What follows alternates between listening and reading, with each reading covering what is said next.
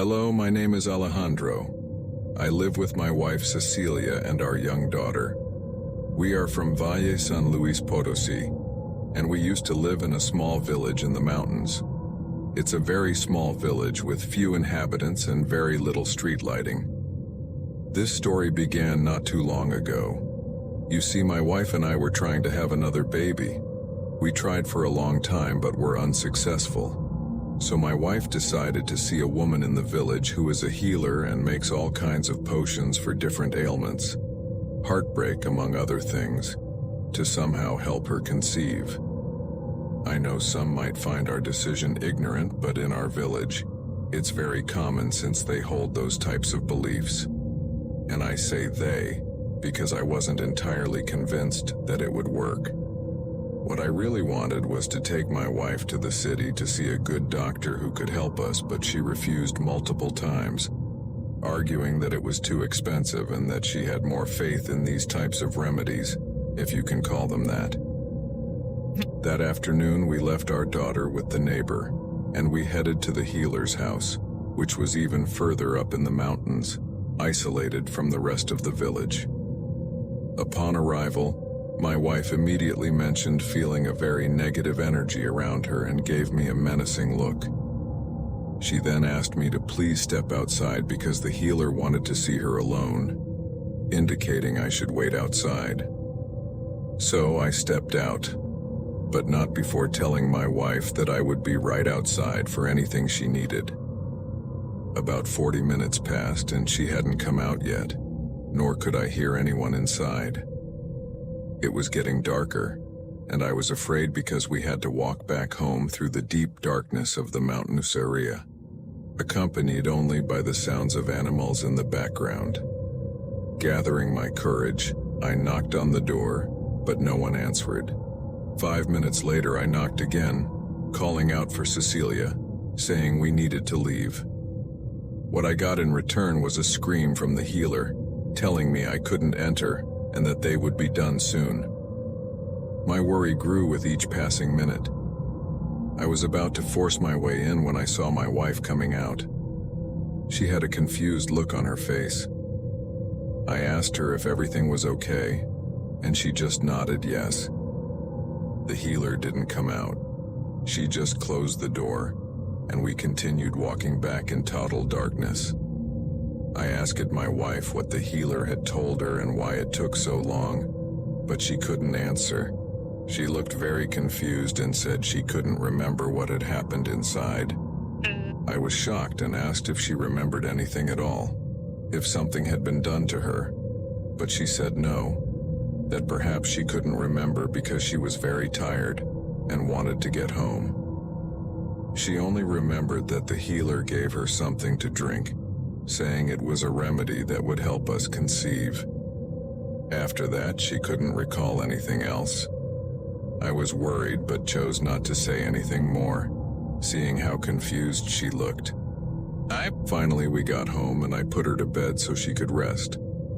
The next day, she didn't bring up the topic, and I felt uncomfortable about it but decided not to discuss it further. We continued with our daily routine as usual. Months passed, and finally we received the news we had been waiting for. Cecilia was pregnant. I can't describe the joy we both felt.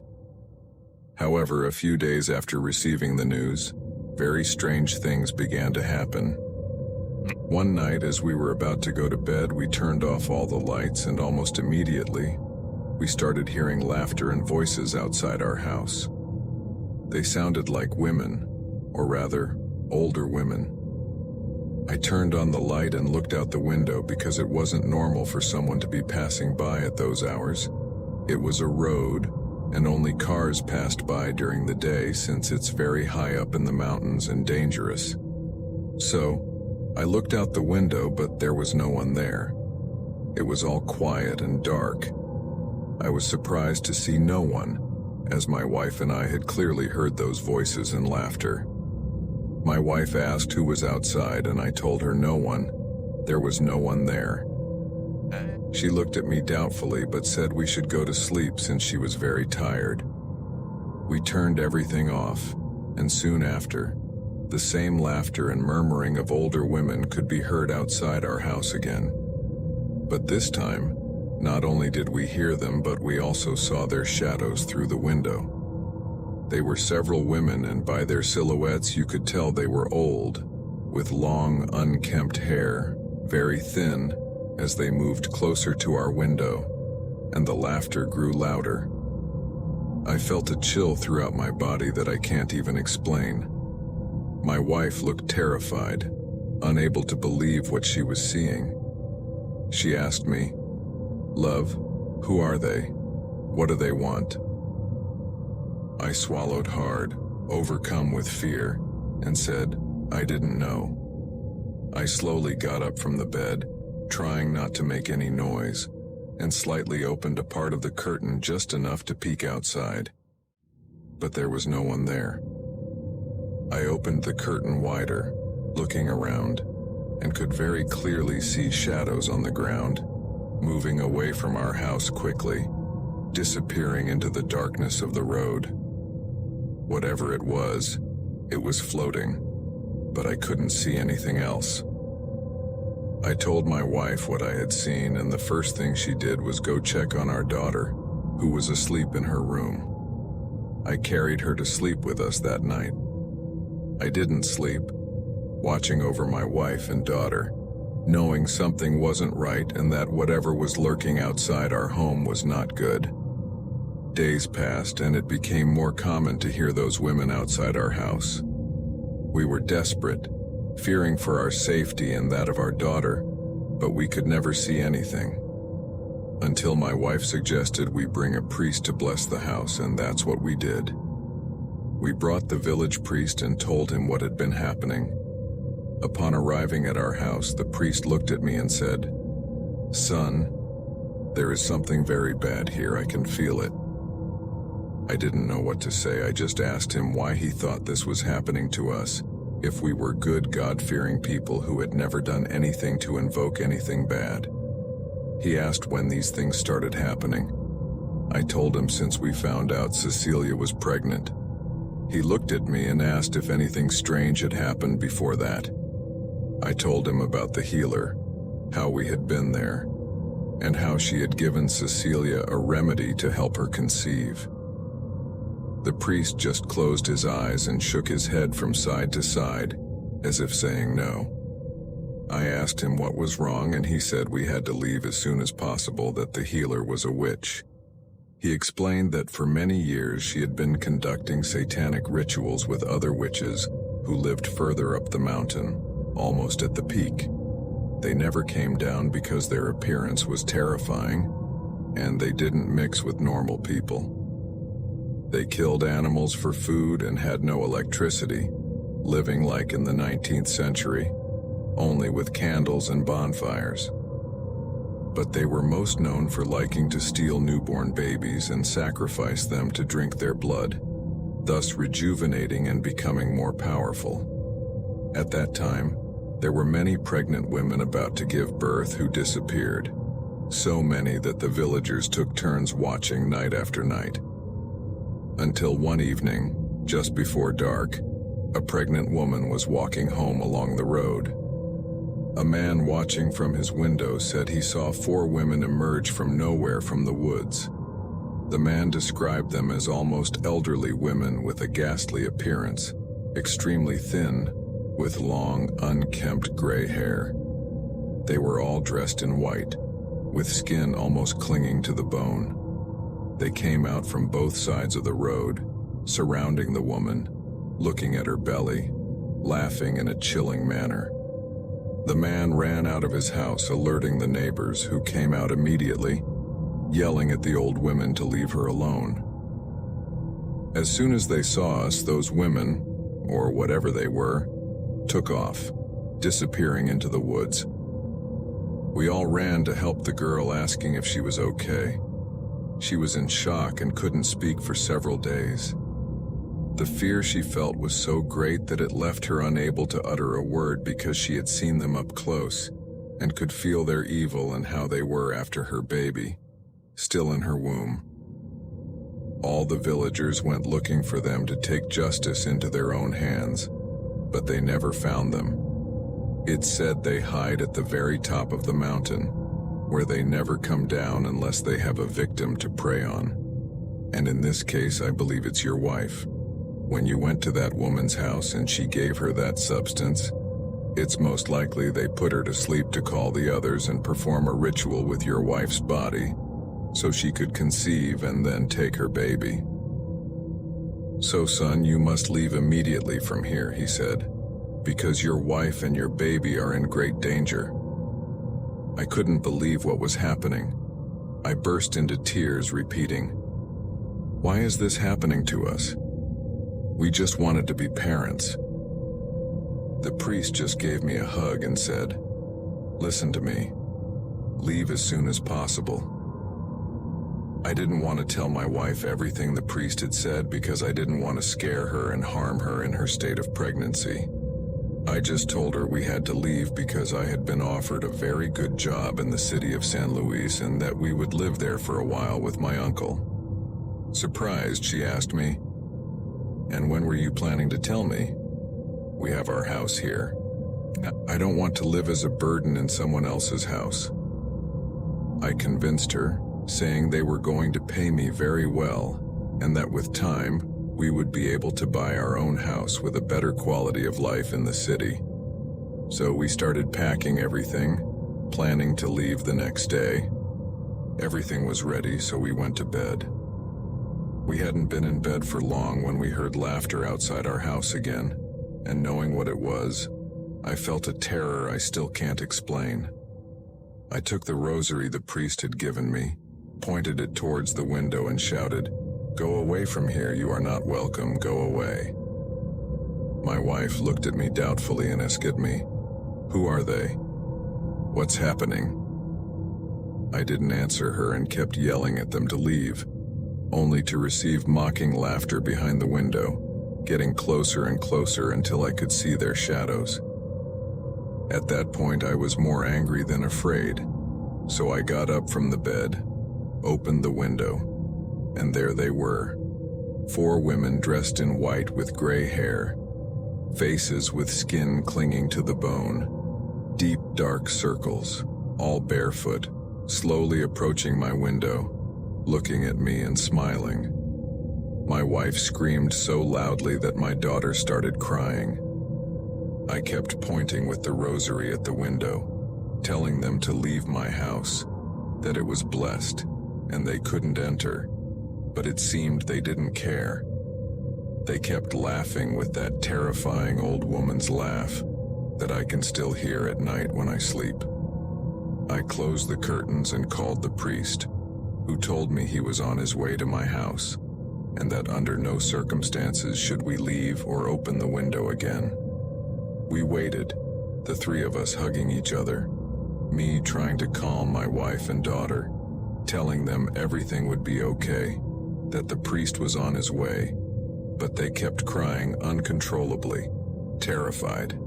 To be honest, I was too, but I had to stay strong to calm my family a little. Minutes passed, and when we finally heard the priest's truck arrive, he came with another priest. We only heard them reprimanding them with prayers. We could hear how those witches were moving away, mocking the priests. Suddenly there was silence. The priest knocked on my door and said, "Son, open up. Those witches are no longer here." I ran to open the door, hugged him, crying, thanking him for having been able to help us, because if it hadn't been for them, I don't know what would have happened. They stayed all night at my house, all of us staying awake in the living room, waiting for dawn because no one could sleep. As soon as dawn broke, we put all the suitcases in the truck and left, leaving behind our entire life, house, and friends in that village that had seen us grow. But I can't explain the peace we felt leaving there and arriving in the city. Here we started a new life with our children, and we have never heard from those witches again. We had our baby, and now he is a beautiful 6-year-old boy. We are very calm and happy, but without a doubt, that bitter experience we lived in that village with those witches will never be forgotten. A few months ago, we found out that the priest who had helped us had passed away, and a friend of ours from the village, without knowing what had happened to us, told us that the priest, along with the entire village after we left, had warned the people about some women who stole newborn babies and that they should be vigilant, as well as almost forbidding everyone from going to that healer because she was a bad person. He didn't go into details, just told us to take care of each other and not to neglect our babies or pregnant women. My wife and I never knew what happened to those witches, whether they are still there, or if they have died, or if they continue doing evil in the village. What we do know for sure is that we will never return. Before continuing with the next story, I would like you to leave a like on this video, just so I know if you are enjoying our content. Thank you very much.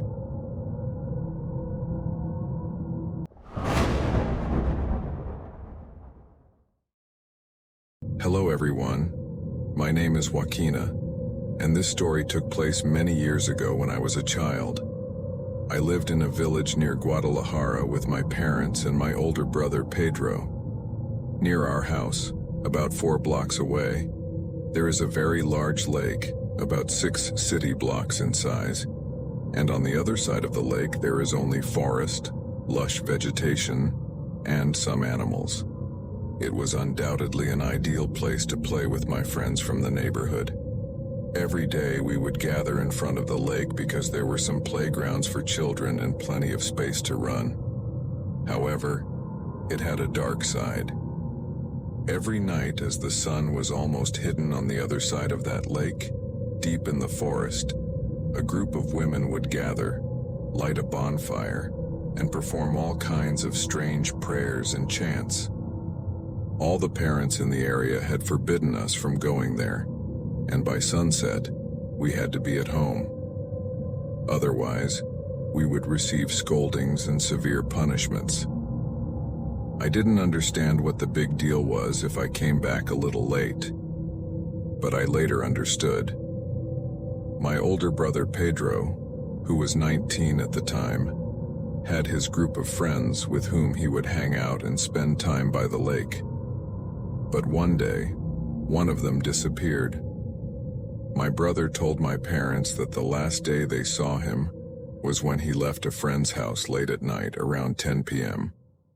His name was Juan, and he lived on the other side of the lake, but he never made it home. His parents searched everywhere, filed a police report to start a search, but days and weeks passed, and he never appeared again. My parents were somewhat worried since the boy had disappeared right there in our neighborhood. They became increasingly paranoid, and not without reason. Another young man who lived 3 houses down from ours also disappeared one day without a trace. The last thing known about him was that he was headed to the lake because he had forgotten his backpack there, but he never returned. All the neighbors were worried because the boys who disappeared were older and of robust build. Who could have taken them? We found out the answer later when my brother's best friend Rodolfo returned home one day with his clothes and body scratched up, with scratches on his arms, chest, and face, in a state of shock so severe he couldn't speak until the next day to tell what had happened to him. He recounted that he was returning from his girlfriend's house at 11 p.m., crossing the lake in complete darkness, hearing only the sound of the wind, when he saw an elderly woman signaling him to come over. She appeared to be about 60 years old but didn't seem that old. Rodolfo described her as looking relatively young for her age. Responding to her, he asked if she was all right, to which she replied that she was but needed help because her grocery bags had broken and she couldn't carry everything by herself. Rodolfo, being cordial, went to help her. He mentioned that the surroundings were so dark that he could only see her from the waist up. When he got closer, he realized there was nothing on the ground, no groceries as she had claimed. Looking up to see the woman's face, he said her expression changed completely. Her gaze turned cold and penetrating, and he could see her nails, long like animal claws. Upon seeing this, Rodolfo tried to run but found himself surrounded by more elderly women, all staring at him and approaching with their immense, sharp nails. He attempted to escape, but they grabbed him by the legs and arms, rendering him immobile. They told him it was futile to struggle, that he now belonged to them, and not to worry because it would all be over sooner than he thought. The only thought he had was that his end had come. They took him deep into the forest, tied him up completely, and placed him near the fire. Then, they began to remove their clothes and start rituals, speaking in tongues he didn't recognize and rubbing the blood they had drawn from him with their scratches all over his body. He was terrified but didn't lose hope of escaping. Looking around, he saw strange figures made from tree branches and some animal bones, or so he thought, hanging from the trees. He was losing hope as these witches, having finished their ritual, took a sharpened branch and slowly approached him. Rodolfo knew what was coming and closed his eyes tightly when suddenly, he heard a shout. It was from some men on horseback who yelled at the old women to let him go. The women grabbed their clothes and ran off. The men approached and untied him, asking if he was okay, but Rodolfo couldn't utter a word, being in a state of shock, and who wouldn't be, knowing they were close to death? The men took him home, and when his parents opened the door, they saw Rodolfo covered in blood with his clothes torn and in a state of shock. His mother began to cry and asked what had happened, but he couldn't say anything. When he told everything that had happened, his father went to the police to file a report. Everyone knew it had been those women who gathered every night with their bonfire at the back of the lake, but they could never be found. The police checked the area and indeed found the figures Rodolfo mentioned hanging from the trees with animal bones and also human bones. They took them for analysis, and unfortunately one of the bones matched my brother's friend who had disappeared without a trace, and another matched the neighbor who also was never heard from again. They never found those witches. IT was published in the newspaper, warning the community to be careful and to call the police if they saw these elderly women, but years went by, and their whereabouts were never discovered. It's a story that marked our lives for a long time. My brother stopped going out because he was scared, fearing that next time.